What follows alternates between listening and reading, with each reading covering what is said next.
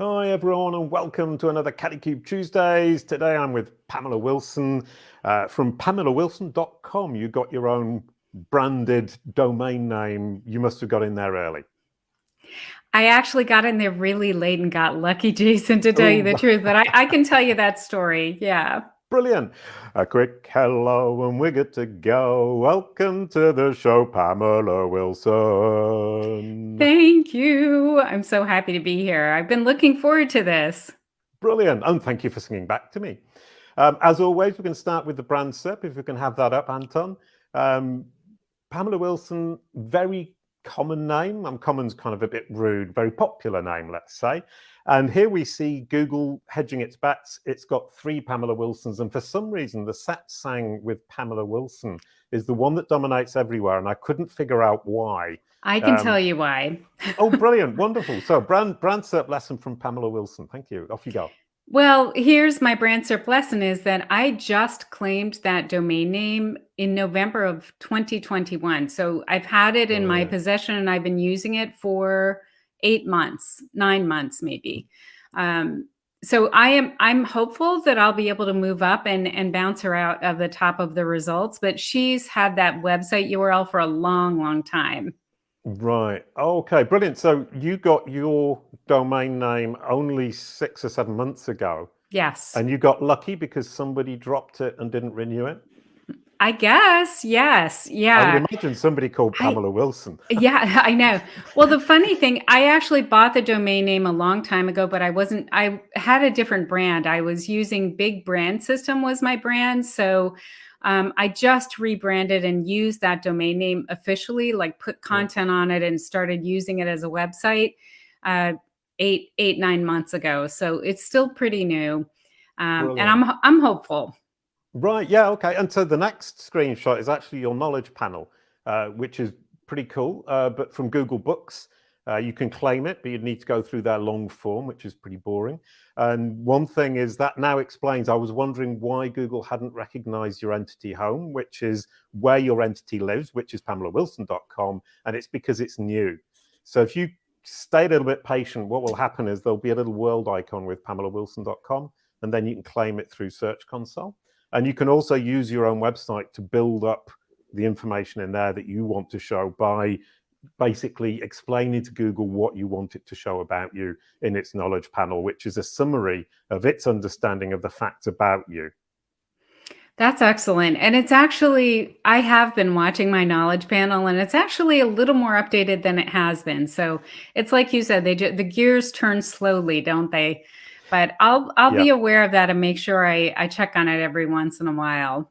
Yeah, brilliant. I think we often forget we're GJ Bramer past midlife and still watching. How delightful.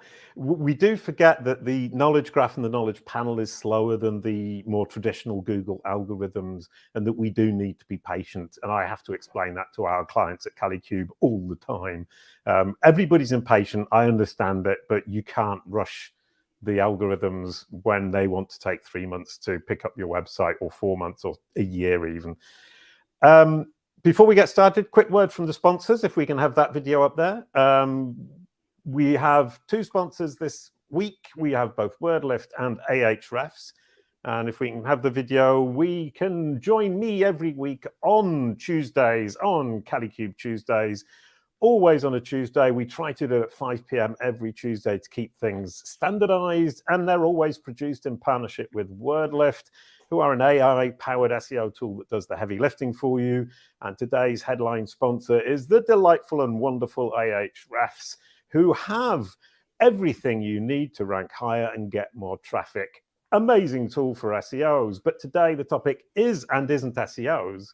It's about how to use your knowledge and your skills to actually make money, to get a career going. We were talking earlier on, the first thing I'd like to talk about is the fact that you say you've got multiple income streams, which is one way that you stabilize yourself, because I always freak out every morning because I've only got the one, which is Kalicube. It is a freak out situation when all your income is coming from one source. And I think in particular right now, because the world is a little upside down at the moment, right? There's a lot of upheaval on every level of our society and economy and everything, the business world. I've been in business for myself for 30 years as of this year, and I've seen a lot of these situations. And I think that's why I decided that it was safer and gave me more peace of mind to have income streams that were coming from different places. So one thing that you see over my shoulder here is I have a couple of books. It's not a huge income stream, but I do get income from my books. And that's completely passive. I'm doing nothing except mentioning them and pointing to them over my shoulder on the occasional interview, and they sell. So that's amazing. I do have an online program for people who are in mid-career, who have expertise and they want to create an online offer based on that expertise. That's called Offer Accelerator. So if anyone wants to learn more about that, they can see it at offeraccelerator.com. So that's an income stream. And then I also do some digital marketing consulting. I'm a corporate consultant. So that is another income stream. So I'm juggling income streams, Jason, but it gives me a lot of peace of mind. Yeah, no, I kind of, from my perspective, I'm all in with Kalicube, and that's one of my worries. And I think I talk to people within our industry, and SEO in particular, there's a lot of potential clients out there. And I know people with phenomenal knowledge, and they're scared or worried about actually striking out on their own. Despite the fact, A, I see a lot of clients, every business needs us, and B, I see a lot of people with a lot of skills. And I think it's that nervousness, waking up in the morning and think, will I get the client today? What can you tell them that can help them change what they have in their brains into something that makes money and helps clients presumably along the way? Yeah. And, I can talk about this in two different ways, and I can do both if you want. One thing would be to develop your own offer, which is supposed to be the theme of today's presentation. But the other thing that you can think about, if you do decide to stick with the agency model and continue to offer services, is that retainers are your best friend.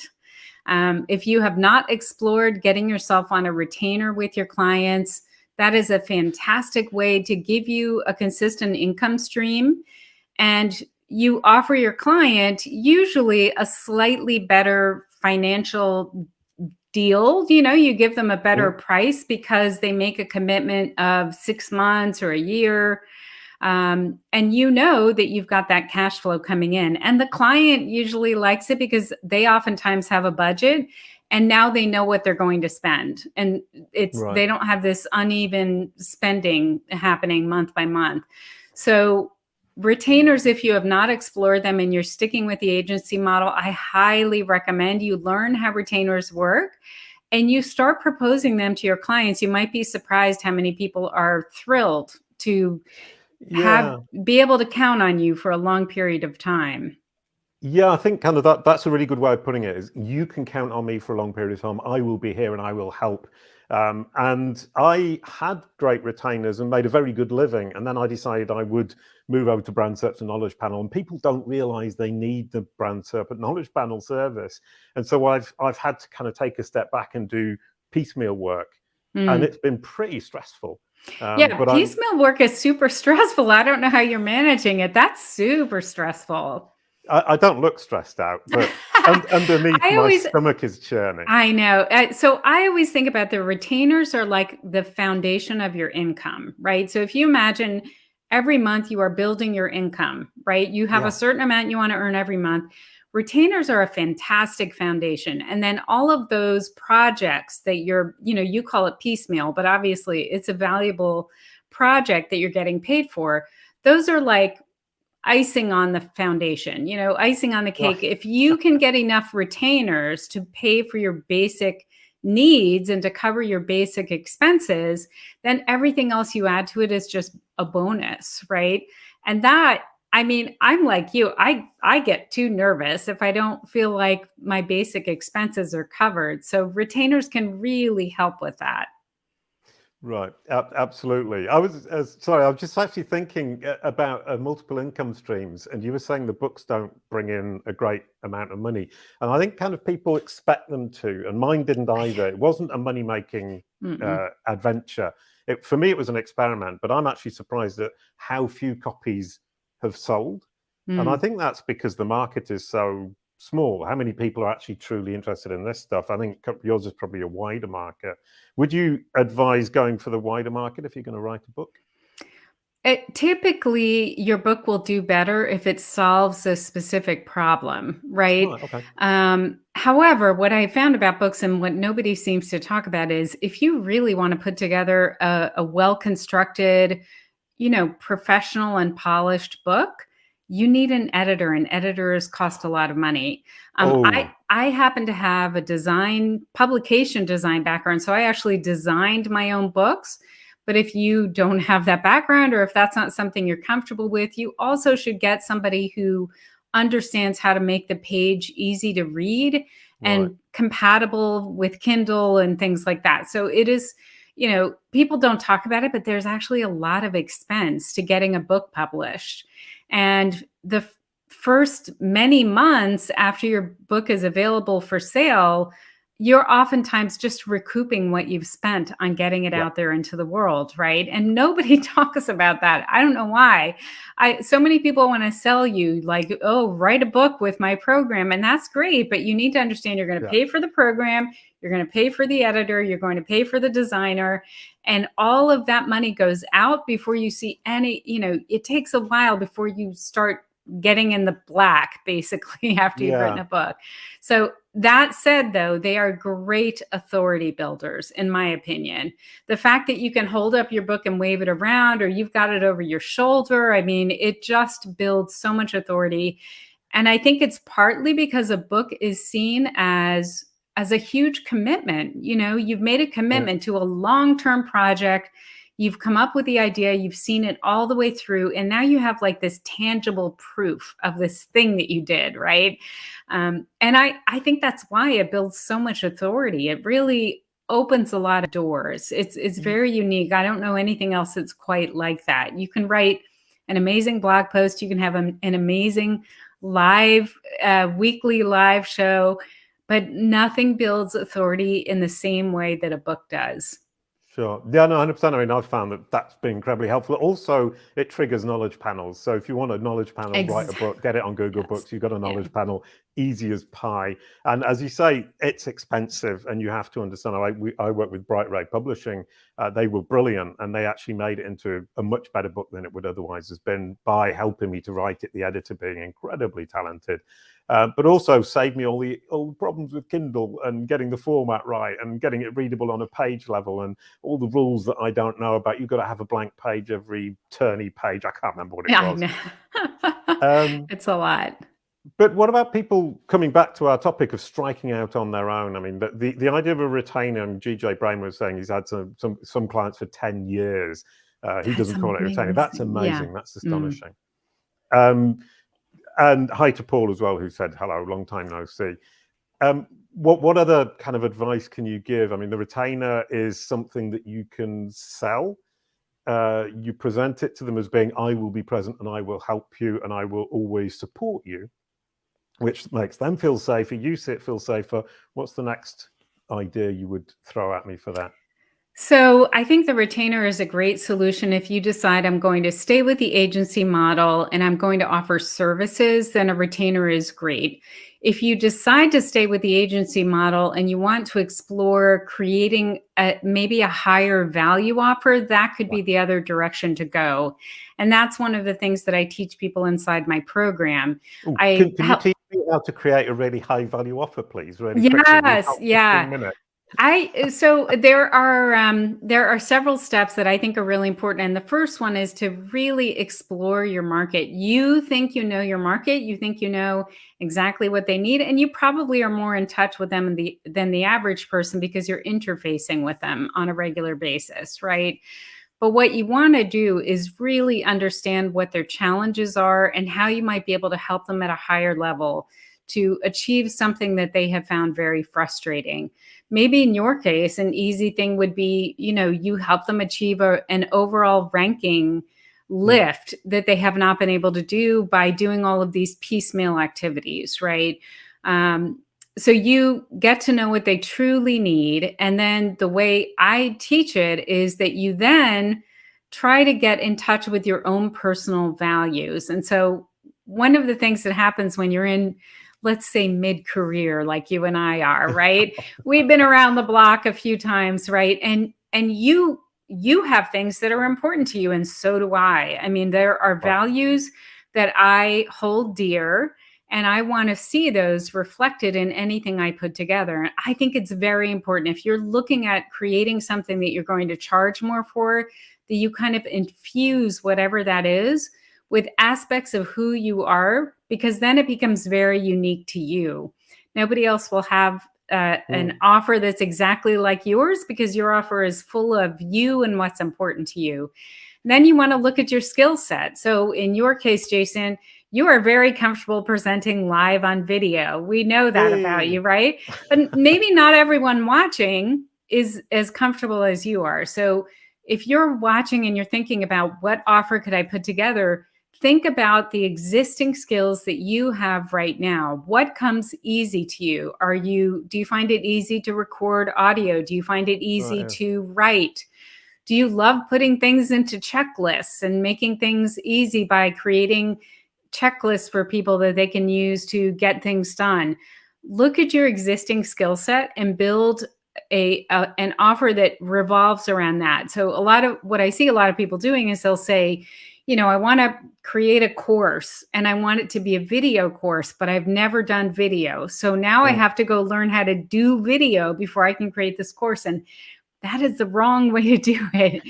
You need to build it on your existing skills. Does that make sense? It does. It makes me think of David Bain, who is a podcaster and makes videos, and he's got these blue glasses that give him personality and differentiates him. And he's a great host. And he's created a new company. He moved away from SEO to Casting Cred, where he creates podcasts and webinars and books, in fact, sometimes as a package. He's done it for Majestic. And what he's done is basically said, this is what I love doing. This is what I'm good at doing. I'll set up a studio at my house, create a new company. And I know that he initially it was a slow start, but it really starts to be taking off. And looking at that, what you just said, he's done exactly that. He's looked at his personality, he's looked at his skill set, and he's pushed out an offer that is high value because of who he is and the skills that he has. Exactly. Yeah. And it's uniquely his. Nobody else is going to have an offer quite like that. And it sounds to me like he's someone who knows his market well. So he put together something that would really serve them. Yeah. So using that as an example, the next step that I teach is that you create a test version of that offer. So in his case, it might have been a very pared down version of that offer that still delivers the transformation that he is promising, delivers on, what he wants to help people with, but maybe without all the fancy branding and all the, all the bells and whistles that you might add later on. I really think that you need to test your offer as soon as possible. And I teach people how to do it within a month. So we go from, you have an idea, within 30 days, we are testing your offer, right? Because you need to start getting feedback from people and seeing where they're confused, what they liked, what they need more of, what they don't need as much of. You want that feedback as soon as possible. What happens a lot of times with those of us who are, in mid-career and who are experts is we forget what it's like to not know what we know. It's that curse of knowledge, right? We're experts and we don't remember what it was like to not be an expert on our topic. So having that one-to-one interaction with people who you're helping allows you to see where you can improve your process. And that's super important. That's a really important part of this offer delivery and making your offer better. Yeah, we should have had this conversation about 6 months ago, because what I've done is I keep jumping in feet first thinking, I think this is a great offer. That is what so many people in our age group tend to do, right? Because we're really good at what we do, right? And we forget to keep our ears open and really listen to the people that we're serving. Yeah, I actually have had that problem. So I keep jumping and saying, let's create a new offer. And Katrina, who works with me at Kalicube on the offers, has like, I think another week, another offer from Jason. Yeah, exactly. And And it's stressful and it's difficult and it's foolish and it hasn't worked out particularly well, and it's totally my fault. But what I actually did is I talked to Scott Turman, who was the guy at Bright Ray, who just talked me through basically what you've been saying is what is the offer, and also how can we create recurring income? Yes. Yeah. And we had the conversation 3 weeks ago, and I've already set off on that kind of path. And he's so right, and you're so right. Get that recurring income and create an offer where people are actually going to be able to appreciate the value from their perspective, rather than me thinking, I think knowledge panels are brilliant. I think brand SERPs are wonderful and should be perfect. And nobody else seems to care. And I should actually be working from their perspective, not mine. Exactly. And, here's the thing. There's the offer that's easy to sell because you know how to do it and you know it's important. And then there's the offer that people will pay you a lot of money for.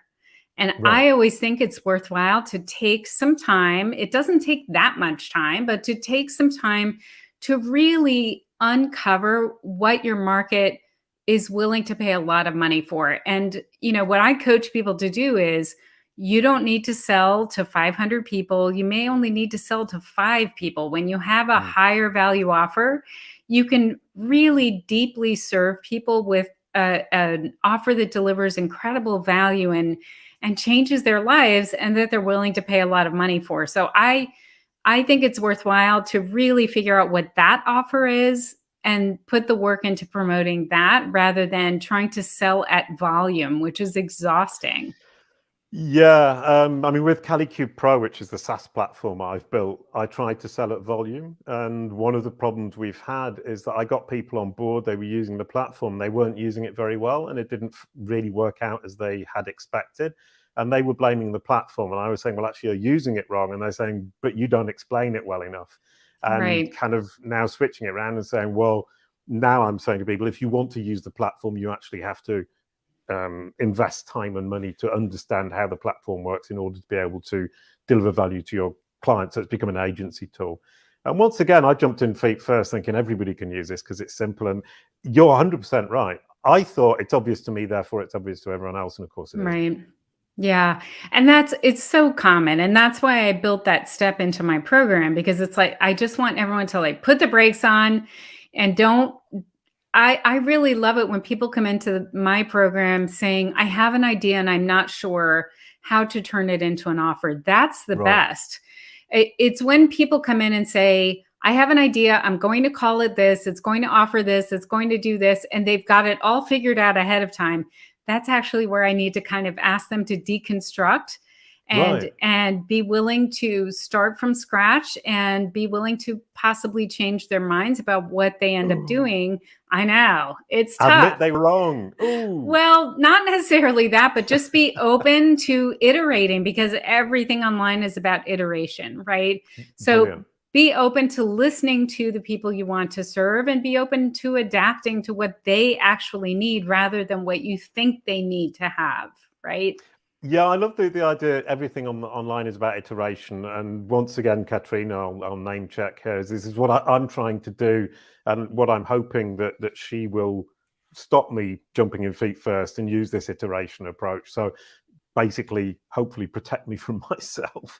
And the next question is, if you have an audience or a group of followers online, how do you leverage them in terms of actually pushing your new offer, as it were, once you've figured out that offer? What are the strategies there?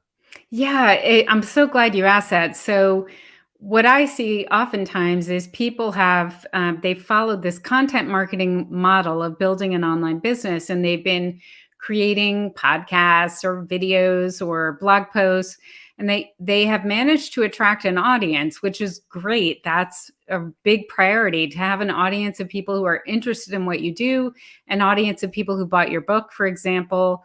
But then what people oftentimes do is they say, well, now I have an audience, I have to monetize my audience, right? And the way that they think they need to monetize is by running ads or looking for sponsors. And I'm not knocking that. You have sponsors. That's very smart. Yeah, it's very smart, but it's I don't mind. It's like people think that's the only option, though. Right. I built an audience and I'm going to monetize them by looking for a sponsor for what I do, or I'm going to run ads so that I can, get more people in my audience. And there is this third way, which is to build an offer that is tailored exactly for the audience that you have attracted with your content. And Right. I really love that way of generating income because it is under your complete control. You're not beholden to a sponsor. You're not beholden to the algorithms and the ad results. You really are helping your audience directly with their challenges and responding to what they need. And it is such a beautiful way to create income for your online business, I think. And so that's one of the things I'm out here doing is it's a little bit of an apology tour for helping people with their content for so long and maybe not emphasizing the fact that, it's about content, but actually it's about consistent income. That's one of the most important things you could do. And so that's one of the reasons that I talk about that a lot. And I have a program that helps with that so that people can generate that consistent income. Yeah, no, and the idea of sponsorship, I mean, from our perspective, we don't have a sponsor every week. And when we don't, we present our own products as the sponsor. Smart. Mm-hmm. Thank you very much. I'm fishing for that one. But that works really, really well as well, because the weeks after when we do that, we actually do get more business coming in. And so I like the balance that we've got right now with that. But I do agree, and I'm learning little by little that building up the audience, we've got Facebook groups. So if people are interested in knowledge panels or brand SERPs, we call them the Kalicube support groups for brand SERPs and knowledge panels. And that's our first real attempt to build up an audience around what it is we're doing and have this one-on-one communication with them about problems they're facing in private Facebook groups. Very smart. Also very smart to get that feedback and see what their questions are. And then you have a community. If you decide to put an offer in front of them, you can let them know that they get the first chance to purchase it. Maybe you put it at a special price for them and you can pay them for their loyalty, right? You can reward them, not pay them, but reward them for their loyalty. Right. Yeah, I'd just like to point out the Facebook group wasn't my idea. That was Mary Ann and Katrina who ganged up on me and forced me to do it. Yeah, you definitely know how to surround yourself with smart people, Jason. So you've got that going for sure. Yeah, no, it's a great team at Kalicube, and they're wonderful, and they've saved me from myself multiple times. And I think we're on the right track, and I think what you've shared with us is really going to help us build up. And I hope for the people out there, I know there are a lot of people who work in SEO in particular who want to strike out on their own and who don't. And this is great advice. And Pamela, obviously, you really know what you're doing in terms of being able to strike out. This is great advice. And, I think it's scary, but it can be incredibly rewarding, and it actually does bring in a lot of income, especially when you can get those retainers. So thank you, Pamela, so much for sharing all those secrets with us all. And thank you, everyone, for watching. I'm now going to introduce next week, which is Mike Capuzzi, I think it said, how to write a short book to boost your search engine results. He writes very short books. And we were discussing this earlier on with Pamela. It's going to be absolutely delightful. He's a lovely guy. And could you pass the baton, please? Absolutely. I am super happy to do this. Mike, I'm passing the baton to you. This is going to be a great show, and I'm going to be tuning in because you teach people how to write shooks. And shooks are short books that people can read in about an hour. They're super helpful books. They're pretty easy to produce. So, we talked about how difficult books can be, but shorter books are a lot easier. And you have a way that people can use these books to really build their business and build their search engine results, which is really fascinating as well. I can't wait to see this episode because I wrote the 2 long and helpful books that you have behind me, but Mike shows how you can write a much shorter, easier to produce book and leverage that to build your business. So I'm going to be tuning in. I can't wait. And I highly recommend, if you're watching this, to tune into Mike Capuzzi next week. Brilliant. This is probably the first time on Kalicube Tuesdays that this week's guest knows more about next week's guest than I do. And I love that. That's brilliant. A quick goodbye to end the show. Thank you, Pamela. Thank you, Jason. This has been so much fun. Brilliant, wonderful. It was great. Thank you. Kalicube. It's all about your brand SERP.